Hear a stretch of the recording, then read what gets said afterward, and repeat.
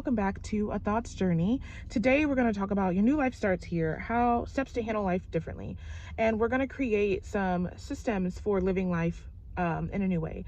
I know a lot of people talk about, this elevation of the timeline and just all these things that are going on. People are living a new reality, getting away from the old struggle, fear, being pushed into the new things. But I wish somebody would talk about like the new stuff. Like, what are we going to set up now?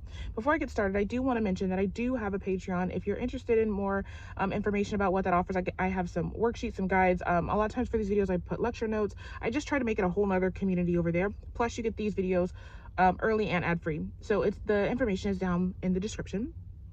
But today, excuse me, we're going to talk about creating a new system for our new life. Remember, our old system was we were pushed into everything. We were pushed by fear. We were pushed by avoidance. We were pushed by basically avoiding a bad decision, or when we're stuck in between a rock and a hard place, what is the least amount of hard place that we can be in. And now in this new reality, and how we dug ourselves out of that was taking our power back when we're stuck in between a rock and a hard place, saying no to the rock and the hard place, and knowing that that moved the obstacle, right? So now how do we sustain that? With any level of success, you know that you have to create systems.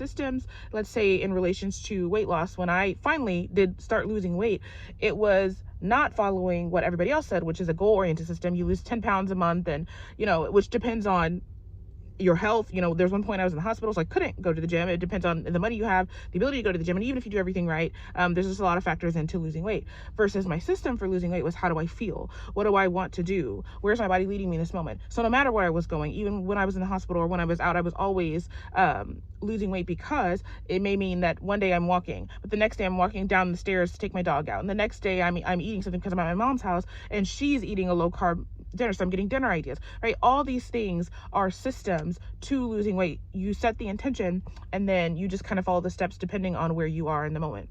So now, taking that over into this new life, like, how do you live this new life where you've gotten away from fear, but you're trying not to get it back into that? The first thing you do is you set your intention, and your intention is based off of what do you actually want. Now, we know, if you've gotten this far, that to set that intention is to feel. There's a lot of things that are in front of you that you're like, I just don't feel right about this. I don't like this. And you listen to that voice that says, I don't really like this. But when something hits you, even if you're not able to consciously understand why this thing is the thing, you move with that. So you set the intention that whatever this is what I want, regardless of whether it looks like you can have it or not, regardless of what's going on outside of you. The next thing that you're doing is you're keeping in mind that there is no more struggling, there's no more begging, and there's no more abandoning yourself. If something requires you to do that, you simply reject it. You simply say no to that. No matter what the fear will keep tugging at you to bring you back to make a decision that you don't want to do. Every decision that you make that you didn't want to do, or that you felt yucky about, is going to yield a result that you also felt yucky about, which will yield more decisions that are yucky that you don't want to feel good about. So it's better to say no up front and then handle the consequence up front, which usually is not a consequence. Usually it's actually another avenue, another road, another direction, than to keep making decisions that you don't want to make. Also, life is innately proactive. When you say no to something, or for instance, you'll start saying yes to things that don't make sense for your life. First of all, this is getting into abundance mindset. When you're being asked to grab something or an item that doesn't make sense for your current life, or you're like, I don't need this soap right now, that is the body creating abundance for you. So abundance yields abundance. When you're in lack, which is, I don't need the soap right now, so I'll pass, and you're now putting yourself into a lack mindset. Do you understand? So when you grab the soap and you're like, now I have 2 soaps, I am now abundant in soap. So I'm now not in a position where I have to buy soaps that I don't want to. Now I can kind of wait and see if it's on sale, or maybe I want a new flavor, or maybe I can try something different, because I know that the soap I actually like is already on my shelf.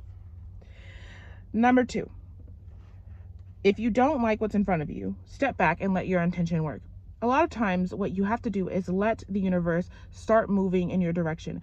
Yes, there's an essence that we know of following the joy, following the feelings that feel good, but there's just a point where stuff just has to unfold, and you have to be put in the right place at the right time. So if you don't like what's in front of you, you step back and then you tap in and you feel, what do I want to do, or what do I feel is the best thing to do, even if it doesn't make sense.